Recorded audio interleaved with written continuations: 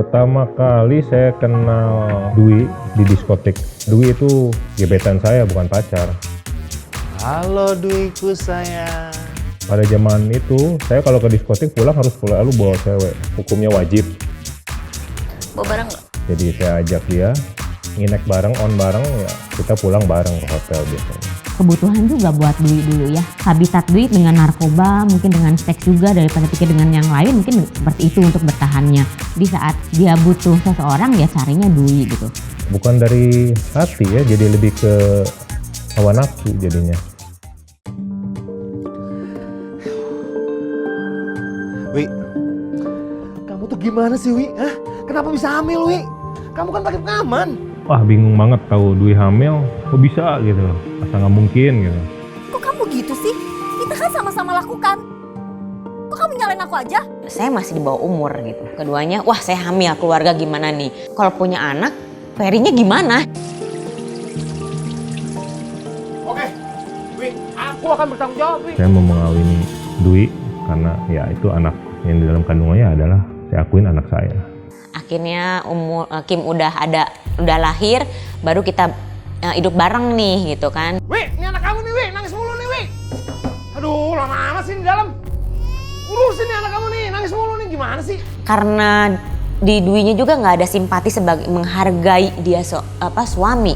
Orang suruh jagain anak kayak gitu doang kok, marah-marah. Saya belum memiliki jiwa seorang bapak. Saya masih tetap enjoy aja hidupnya. Saya terus masih suka on. Kamu tuh ya, dikasih tahu malah ngebantah terus, ngelawan terus kamu ya. Karena mungkin udah kebiasaan sama Dwi main tangan gitu. Akhirnya Ferry main tangan ya saya lawan gitu. Dan itu bukan kekerasan yang cuma nampar atau apa, enggak, bukan gitu. Memang kita tuh berantem bener-bener tonjok gitu.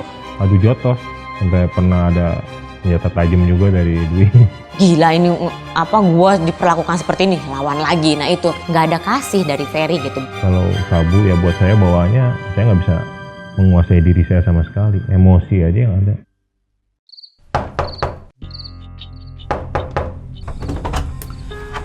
Selamat malam Ibu. Saya dari kepolisian. Pak Ferry ada? Ada perlu apa ya Pak? Ayo. Pak. Nggak ada rasa curiga sih awalnya karena ngerasa kita aman aja gitu kan. Udah waktunya ketangkep, akhirnya ketahuan juga gitu kita ngumpetin. Ya di situ dia rasa takut, rasa sedih dari situ ada gitu. Ketok palu 5 tahun sebulan. Waduh, itu saya di situ rasanya. Ya, darah dari sini udah turun.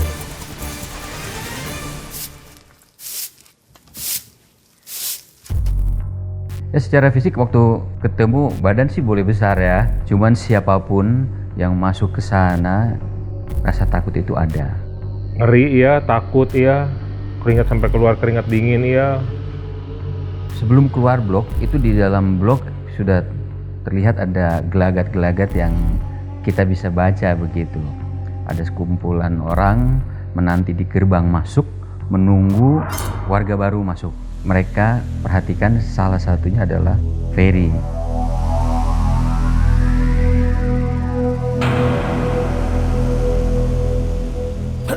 Rangkul saya, Brat.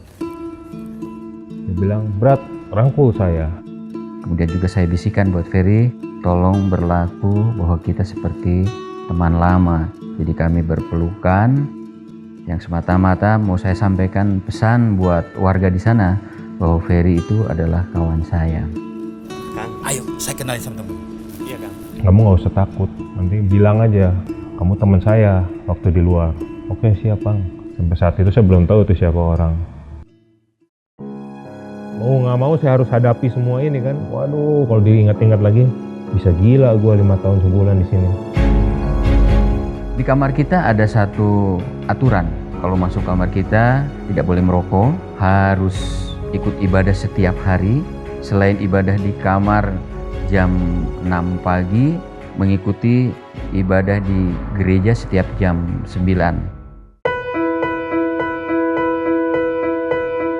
Bang Agus ini ajakin saya terus ke gereja. Bahkan sampai suatu saat saya nggak ke gereja pun disusulin ke kamar. Ayo, Prat, bangun gereja. Akhirnya dengan keterpaksaan ya saya ngikut.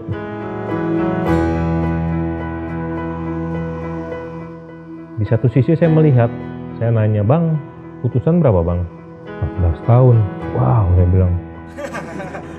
Saya lihat dari wajahnya ceria, nggak ada sedih, nggak ada stres, nggak ada marah, tapi enjoy gitu hidupnya.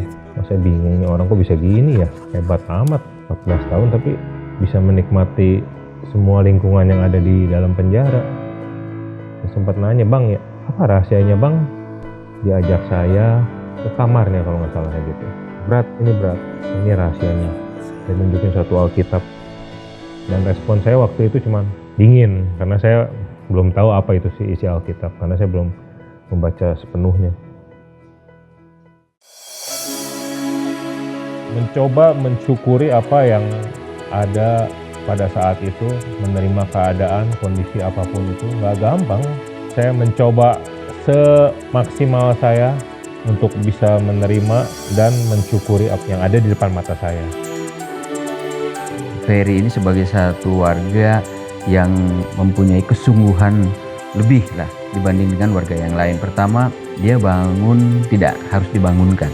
Dia membaca firman dan setiap ada hal yang dia kurang pahami, tidak mengerti, dia selalu aktif untuk bertanya. Baca firman, mulai di situ ya, ketika kita hancur hati kan firman yang kita baca itu lebih gampang terserap oleh kita.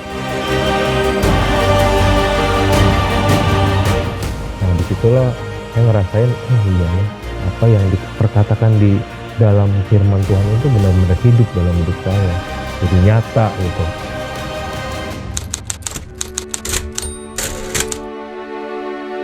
Tanggal 4 November 2017 saya dijemput sama istri dan anak. Yang Ferry pulang happy tapi takut gitu, karena mikirnya ini Ferry pasti masih jadi Ferry yang dulu nih, yang selalu mendikte kita, yang selalu mentatara kita, bosi banget gitu. Jadi mikirnya wah takut nih. Tanggal 5 malam Ferry bangun, dibilang nih ngapain, orang lagi tidur kok dia bangun gitu kan, terus nyalain lampu lagi, lampu meja. Aduh. Jam 6 saya bangunkan mereka, saya ajak mereka untuk beribadah bareng. Bangun yuk. Terus suruh buka itu tanggal 5 dong. Dia nggak tahu nih. Nah ini ternyata buku renungan harian dan Alkitab itu nyambung. Saya kan nggak tahu. Mungkin pikirnya wah ini pasti marah atau gimana gitu. Enggak gitu, ternyata malah ngebimbing gitu. Pas saya pulang dihadiahin sama istri saya tagihan, angkanya fantastis. Dia ngasih dengan masalah ini, pikir dari mana coba Ferry untuk memberesin semua ini. Pulang dari penjara nggak punya uang, ya kan? Dwi apalagi, yang ada minus kan keadaan Dwi gitu. Mama butuh modal dan mama pinjam ke rentenir, Pak. Mah yuk kita doa aja, minta pertolongan Tuhan, minta solusinya gimana baiknya. Kim, dengar nggak apa yang papa bilang? Mama tuh ketemu papa, cerita biar masalahnya ada solusi. Tapi solusinya dari papa nggak ada. Cuman bilang suruh ajak ngobrol Tuhan. Orang gila ya Kim. Tapi saya ngomong gitu. Pertolongan Tuhan udah tepat banget pada waktunya.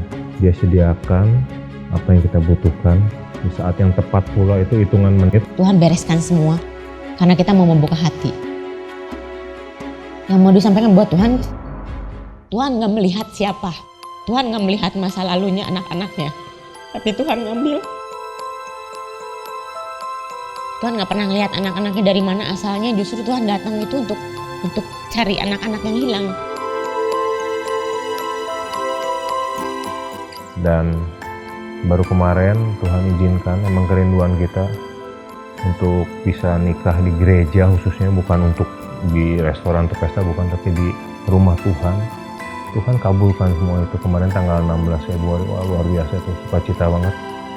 Sampai ini yang Dwi inginkan, cincin. Saya sebenarnya sih nggak suka pakai cincin, tapi karena saya menghargai dia pengen pakai cincin, ya udah kita bikin cincinnya. Sukacita banget ya, luar biasa Tuhan. Puji Tuhan, sekarang usaha juga Tuhan kasih kepercayaan buat kami ya, buat saya dan suami untuk melanjutkan usaha keluarga ini gitu kan. Yang tadinya kita juga nggak ngerti apa-apa tentang usaha ini, Tuhan kasih kemampuan buat kita untuk jalanin ini. Dengan perubahan Ferry, otomatis kita juga ikut berubah dong. tanpa diajarin juga, tanpa di Ferry ngomong, tanpa Ferry apapun, ya kita jadi terbiasa gitu. Karena dengan kebiasaan Ferry, dengan perubahan Ferry, kita merasakan, oh ini keluarga yang utuh tuh yang seperti ini gitu. Saya cuma bisa bersyukur, terima kasih kalau ya itu Tuhan masih sayang sama saya, sama keluarga saya. Pakai kami Tuhan, selalu saya bawa dalam doa juga untuk bisa menjadi berkat bagi banyak orang. Itu yang saya harapkan sih, nggak minta banyak teman. Ya, Tuhan udah terlalu baik buat kita. Saya mau bisa juga menjadi ya itu berkat untuk banyak orang.